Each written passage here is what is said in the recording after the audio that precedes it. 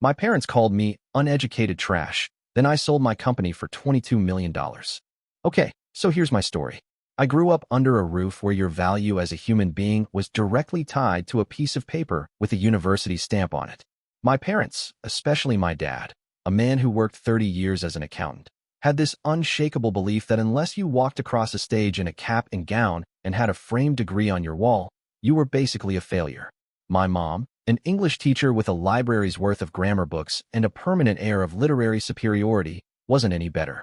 I was their only child, Emily Brooks, and while they were convinced I'd one day be shaking hands with Ivy League deans, I was out in the backyard making duct tape wallets and convincing neighbor kids to buy them with quarters they fished from their couch cushions. I sold homemade bracelets at school, bartered snacks for stationery supplies, and even tried to start a mini thrift corner in my locker once, which the school quickly shut down. Looking back, I was hustling before I even knew what that word meant. But to my parents, all of that was just noise. Cute at best, distracting at worst. Every time I'd come home proud of something I did, like the time I negotiated a bulk candy deal at a corner store and tripled my money selling individual pieces at recess, I'd get the same deadpan look from my dad over his glasses, like I'd brought home a drawing of a dinosaur instead of a business pitch. "That's nice, Emily," he'd say, then go back to his spreadsheets. My mom was worse. She'd pat my head like I was a dog and say, "Well, at least you're not skipping school," then launch into another lecture about how without a degree, I'd end up flipping burgers or, her favorite line, working retail until retirement. They had this plan for me: honors classes in middle school, advanced placement courses in high school, SAT prep starting at age 13, and college applications by junior year. Any deviation from that path was treated like a moral failing. So when I started pushing back, asking if I could skip AP Calculus to take a marketing elective or pitching the idea of starting a small online store instead of volunteering at the library, they acted like I was plotting my own downfall. My mom literally said once, "If you don't get into a good school, Emily, don't expect to stay under this roof." I was 15. But the thing is, no matter how much they tried to funnel me down their version of success, that itch to create, to sell, to do things my way, it never went away. And it didn't stop when I got older. In high school, I found this weird niche selling customized phone cases using decals I made with a secondhand Cricut machine. I made more in one weekend than my classmates did babysitting all month. My dad confiscated the money when he found it in my sock drawer and put it in a college fund, like it was some kind of punishment. They thought I was being rebellious. What they didn't realize was that I was surviving in the only way I knew how. By the time I was 17, I had a better handle on profit margins than most adults. But to them, it meant nothing because it wasn't happening inside a classroom. They'd beam with pride when I got a B+ in chemistry, but roll their eyes when I showed them the sales report from my Etsy shop. I swear, I could have been on Shark Tank, and they still would have told me to study for the SATs. I tried to play their game for a while. I really did. Took the prep classes, sat for the exams, toured campuses, even got into a decent school. But I was miserable. Deep down I knew that wasn't my road. The idea of spending 4 more years writing essays about books I didn't care about and listening to people drone on in lecture halls made me feel physically ill. I wanted to build something, to create something real. But when I told them I wasn't going to college, that I wanted to take the money I saved from my side hustles and open a small online business, it was like I'd confessed to a crime. My mom cried like someone died.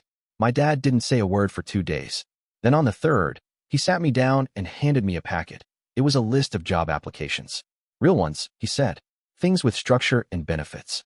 "If you're not going to college," he told me, "then you better get used to the real world. And in the real world, no one pays you to play business." That was the beginning of the real split between us. I moved out 6 months later. Rented a room from a college dropout who was running a t-shirt printing gig out of his garage. We didn't have central heating, but we had drive. I poured everything I had into building my business. Started small, packaging orders at 2 a.m., answering customer service emails between microwaved meals. It wasn't glamorous, but it was mine. And when that first big order came in, a wholesale deal from a boutique in Austin, I cried in my beat-up Honda for like 10 straight minutes. I never told my parents. What was the point? I knew they wouldn't see the victory. They'd only see that I still didn't have a degree. College was never my dream. It was a concession, a truce I made to avoid complete exile from my parents' world. I chose business because it was the only field that felt even remotely connected to the world I wanted to be in, the world where you made things, solved problems, built something from nothing. But even then, it felt like I was playing dress-up in someone else's clothes. I sat through those lectures on corporate finance and supply chain management with a constant itch under my skin, Like my brain was screaming that I was wasting time, wasting potential, wasting myself. I didn't live on campus. I couldn't. The idea of being surrounded by people who wanted to climb the corporate ladder made me want to scream. So I worked part-time in a clothing store downtown to pay for books and keep myself tethered to something real. It was one of those mid-range boutiques where everything looked good on mannequins, but rarely translated well to actual bodies. I spent my shifts folding jeans that wouldn't fit half the women who walked through the door and watching customers spiral in the fitting rooms.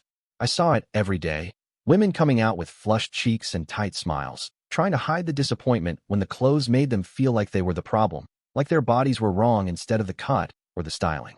One afternoon, I was restocking a display when I overheard a woman in her 30s tell her friend, "I just wish I could see what this would look like on someone shaped like me." That sentence stuck to me like a burr. It repeated in my head all day, that ache in her voice, the way her friend nodded like they'd had the same conversation 100 times. That night, I went home and filled 3 pages in my notebook with thoughts, sketches, scattered ideas around the concept of visibility, of real representation. That was the seed of TriFit. It didn't start as a company. It started as a question.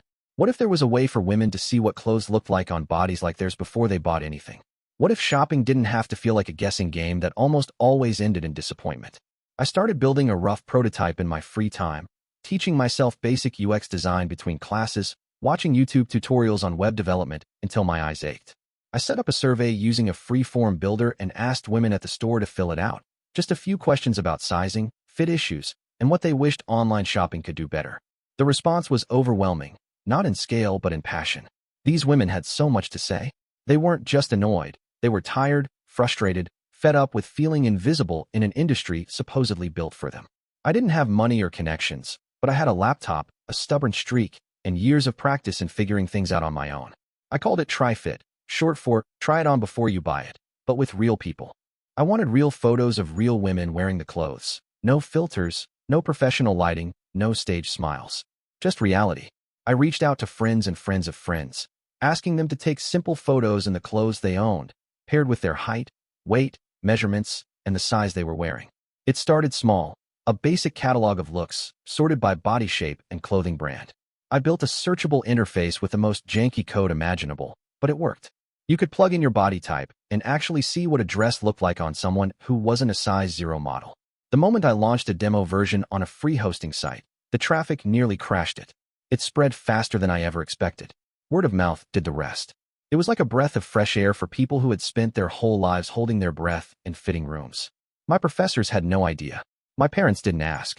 They thought I was finally falling in line, finally becoming the kind of adult they could introduce at dinner parties. But in reality, I was building something entirely outside their world. TriFit wasn't about proving them wrong. It was about proving to myself that I didn't need their path to find my own. I wasn't chasing degrees or job titles. I was chasing impact. And for the first time in my life, I didn't feel like I was pretending. Dropping out wasn't impulsive. It wasn't one of those dramatic movie moments where I stormed out of class, slammed a door, and never looked back. It was quieter than that. Slower. More like peeling away a layer of skin that no longer fit. I'd been juggling school and TriFit for almost a year by then, and the more traction the platform gained, the more college started to feel like a dead weight tied to my ankle. Every lecture felt like a distraction. Every group project a pointless hurdle.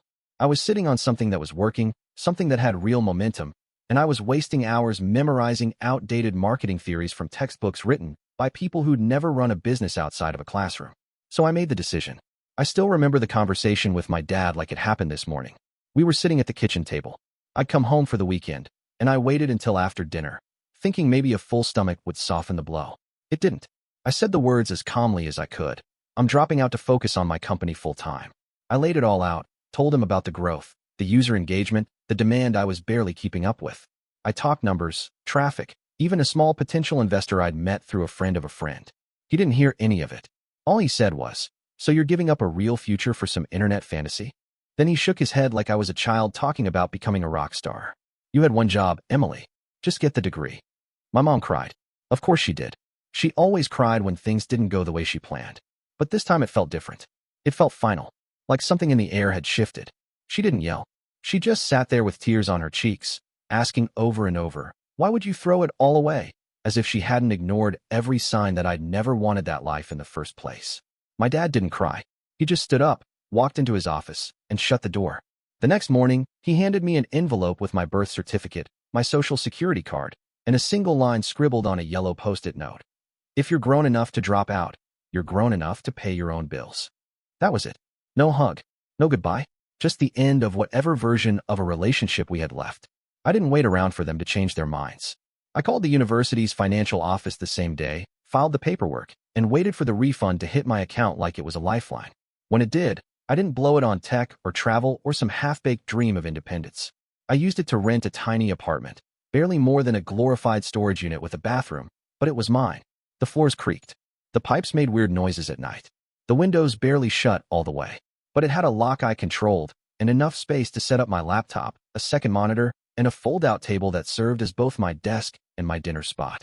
I slept on a mattress on the floor with my backpack as a pillow for the first week because I couldn't afford a frame yet. My clothes lived in 2 plastic bins under the window, and my only decoration was a whiteboard where I tracked user metrics, bug reports, and content submissions for TriFit. It was cramped, dark, and smelled vaguely like the last tenant's cheap cologne, but it was the first place I ever felt like I could breathe. No one visited. No one called. It was just me, my laptop, and the business everyone in my family thought was a joke. The site went live on a Monday evening, around 11 p.m., after 3 straight days of almost no sleep. I didn't even do a big launch. No paid ads, no influencer shoutouts, just a couple of posts on forums where I'd been quietly talking to other women about shopping struggles, and an email to the small list I'd built over the months. I remember sitting on the floor, eating leftover pasta straight from the container, watching the analytics screen refresh every few seconds. For a long time, nothing happened. Then, just before midnight, a ping. First registration. 20 minutes later, another. By Wednesday morning, 2 full orders had come in for personalized size and fit reports. They were small orders, sure, but they were real. Real people, using my platform, paying for a service I created. No one handed it to me. No one even believed in it. That was the moment something shifted inside me. Not some cinematic rush of triumph, just a quiet, firm click. I wasn't guessing anymore. I was building something that worked. I used part of those first earnings to hire a photographer, not some glossy fashion guy, but a local freelancer who knew how to shoot natural light and wasn't afraid to work in living rooms and backyards. I reached out to more women, people I found through Reddit, Craigslist, Instagram, and offered small stipends to take part in the photo catalog. Real bodies, real clothes, real data. The platform started to grow. Traffic doubled, then tripled. I fixed bugs at 2 a.m., ran user interviews on my lunch breaks, spent weekends reformatting the UI to be more mobile-friendly. Everything I earned went back into the site. A better server, secure payment integration, a decent logo. I didn't pay myself for 6 months. And then one day, I looked at the numbers and realized I wasn't just breaking even anymore. I was making a profit. A real, actual profit. It wasn't anything flashy, but after a year, TriFit was earning more each month than my last 2 jobs combined. It was sustainable. Not just an idea, a functioning business. I didn't tell my parents right away. I sat on the news for weeks. But something in me, maybe stubbornness, maybe some leftover trace of that kid who used to hold up beaded bracelets like trophies, decided I needed them to know. Not to rub it in, not even to prove anything. Just to show them that I hadn't thrown my life away. I drove to their place one afternoon with printed reports and a simple 1-page overview. I knocked on the door like I hadn't once been told I was no longer their problem. My mom answered, gave me that tight-lipped smile she saved for people she didn't quite know how to speak to. My dad was at his desk, glasses halfway down his nose, calculator within reach like it was an extension of his body. I sat down across from him and slid the papers over. This is what I've been working on, I said. TriFit's turning a profit. He didn't even pick up the sheet. Just glanced at the numbers, snorted under his breath, and leaned back like he was about to deliver a verdict. I hope it doesn't last long, he said, like it was a joke, like it wasn't the most deliberate and poisonous thing he could have chosen to say. My mom didn't say anything either, just pressed her lips together and looked down at her hands like she was embarrassed for me. I didn't argue. I didn't defend myself. I just nodded once, took the papers back, and walked out the same door I'd once been told not to come back through. They didn't ask questions. They didn't say good luck. It was like nothing I did mattered unless it came with a diploma and a corporate name tag. Like success only counted if it looked like theirs. Growth came fast after that. Not all at once. Not like some overnight success story you read about in business magazines, but in steady, undeniable steps that stacked on top of each other until I looked up one day and realized TriFit wasn't just surviving anymore. It was thriving. An angel investor I met at a startup event put in $500,000. Just like that, I had enough to hire a team, lease a real office, build out infrastructure instead of duct taping the backend together like I had for the first year. I brought on a UX lead, a part-time developer, 2 customer support reps, and a project manager who ran a tighter ship than I ever could on my own. We moved into a small suite on the 5th floor of a building that smelled like freshly printed contracts and overpriced coffee. There was no fancy launch party, no catered lunches or branded hoodies.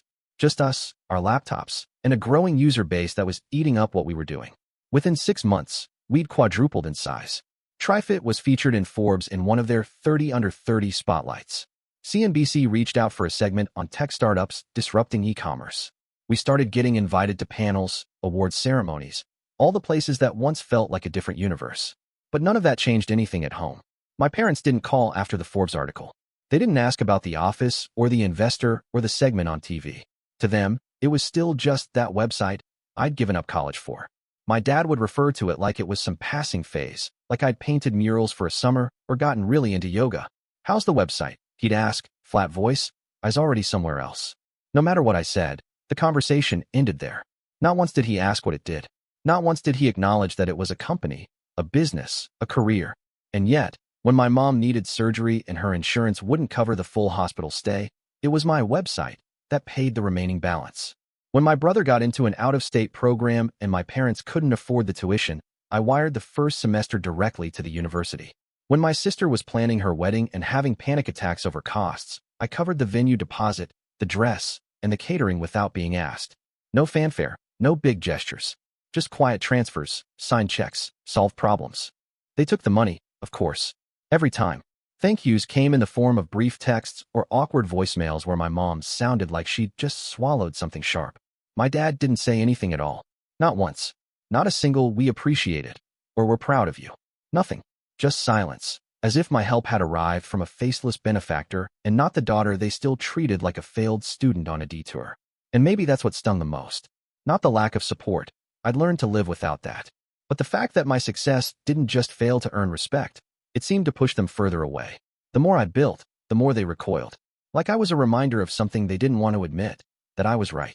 That I didn't need a degree or a title or a corner office to matter. That I'd done it without them. That the path they mocked had become a road paved in stability, recognition, independence. But none of that mattered. Because to them, I would always be the girl who dropped out. The one who gave up everything for a website. Thanksgiving was always tense in our house, but that year it felt like the air itself was waiting to snap. I'd been sitting on the offer for a few days, not because I wasn't proud of it. I was. But because I didn't know what it would mean to share something that big with people who had never cared to ask. $22 million. That's what they wanted to pay to acquire TriFit. Not a handshake deal or some vague interest. A formal offer, signed, detailed, real. I hadn't decided what to do with it yet, but it felt like the kind of thing you should be able to tell your family. Dinner had just started. Turkey, stuffing, the usual spread that always tasted like obligation more than tradition. My sister was talking about her new kitchen remodel. My mom kept refilling her wine. My dad was cutting his meat like it had done something to personally offend him. Somewhere between the mashed potatoes and the cranberry sauce, I said it. I got an offer on TriFit. $22 million. No one responded at first. My brother looked up from his plate. My sister froze, wine glass halfway to her mouth. My mom blinked like she'd misheard. Then my dad, fork still in hand, scoffed. Actually scoffed. "What a joke," he muttered. Then louder, more deliberate, like he wanted it to cut. "You're an inept failure with no education. Anyone dumb enough to give you that kind of money must not have done their homework." It hit like a slap, but it wasn't the first. What made it different was that this time I didn't swallow it. I didn't look down or bite my tongue or pretend like it didn't matter. I stared at him, feeling every year of silence and dismissal and bitter pride rise up in my throat like bile. And I finally let it out. "You know what?" I said, my voice louder than I expected. "I paid Mom's medical bills. I paid for Nathan's tuition. I paid for Rachel's wedding. I paid for the mortgage on this house. Every check, every wire, every quiet solution to the problems you couldn't fix, that was me. That was your inept failure with no education. You all took my money. Every single time. But God forbid you acknowledge where it came from." Silence. No one said anything. Not my mom. Not my siblings. They just sat there, stunned or ashamed, or maybe just annoyed I'd ruined dinner. My father stood up slowly, set his fork down, and looked at me like I was dirt under his shoe. "Get out," he said. "Get out, you lowlife." And that was it. No yelling. No second thoughts. Just that final sentence, delivered like a death sentence. I stood up, grabbed my coat from the back of the chair, and walked out without another word. No one followed. No one asked me to stay. No one reminded him whose name was on the deed, even though they all knew. I got in my car and drove away from the house I had paid for. The house they never once thanked me for. The house that stood as a monument to everything I had sacrificed for a family that only saw me as a cautionary tale. They didn't know it yet, but that was the last time they'd ever see me at that table. I moved to Florida 3 weeks after that Thanksgiving. No goodbyes, no forwarding address, just a clean break and a one-way ticket out of a house that had never really felt like home. The deal closed 2 days after I landed. 22 million wired into my account, just like that. There was no champagne, no party, no dramatic celebration. Just a quiet morning on the balcony of a rented apartment overlooking the water, coffee in one hand, the signed paperwork on my laptop screen, and this strange, calm certainty that I had made the right call. I bought a property in St. Petersburg, not huge, but enough to build what I needed. Headquarters. Not just for TriFit's next chapter, but for something new. I started a mentoring program specifically for founders without degrees. People like me who'd been told they weren't enough because they didn't tick the right boxes. We ran workshops, offered seed funding, built a network where not having a diploma wasn't a disqualifier, but a shared experience. I wasn't trying to prove anything to anyone anymore. I just wanted to be the person I had needed when I was sitting in that freezing apartment alone with my laptop and nothing but an idea. My circle changed too. Smaller, stronger. People who didn't flinch when I succeeded. People who didn't need to be paid to pretend they cared. My team, a few friends I'd met through the startup world, a couple of local founders, that was enough. No more reaching back to people who only saw me as a bank account with a rebellious streak. So when my mother showed up at my front door 6 months later, I already knew what was coming. She didn't call first, didn't text, just appeared one humid afternoon, standing on my porch in the Florida sun like she'd been on a stroll through the neighborhood, instead of flying halfway across the country. She looked smaller than I remembered, tired, the same familiar sadness in her eyes, but none of the accountability. No apology, no explanation, just a soft, carefully rehearsed line. "Emily, I need help." I invited her in, poured her water, let her sit in my living room and tell me about the bills, about the things they couldn't afford anymore, about how my father's pension didn't stretch as far as they'd hoped. She never said sorry, never once acknowledged what had happened. It was like that night had been deleted from the timeline. Like we could just pick up where they'd left me, empty-handed and alone, and start over, but only after I'd bailed them out again. And I said no. Not out of spite. Not out of anger. Just quietly, firmly. No. She looked stunned. Hurt, maybe. Like the idea of me refusing wasn't even in the realm of possibility. She asked again, this time more softly, like maybe I hadn't understood the gravity of her request. But I had. I understood it perfectly. And for the first time in my life, I didn't fold. "I wish things were different," I said. "But you didn't show up for me. Not when it mattered. Not when it cost you something." There was nothing left to say after that. She didn't argue. Didn't cry. Just nodded once, stood up, and walked out the same door she'd come through. And I didn't follow. Because I wasn't that girl anymore. I wasn't waiting to be loved for the right reason, or forgiven for the wrong one. I had built something from nothing, and for the first time, I was keeping it for myself. A year later, the Florida heat was soft and bearable the way it only is at dusk, and the breeze off the Gulf carried just enough salt to remind me how far I'd come. I stood on the terrace of the home I built. Not the one I bought, not the one I inherited, but the one I built with every line of code, every pitch. Every night I sat alone wondering if I'd made the right choice. Around me were the people who had shown up not out of obligation, not because we shared a last name, but because they believed in what I was building. My co-founders. A few investors who'd become friends. Mentors who didn't flinch when I said I didn't finish college. Women from my program who'd launched businesses of their own. We drank wine and told stories and laughed loud in a way that would have made my father frown.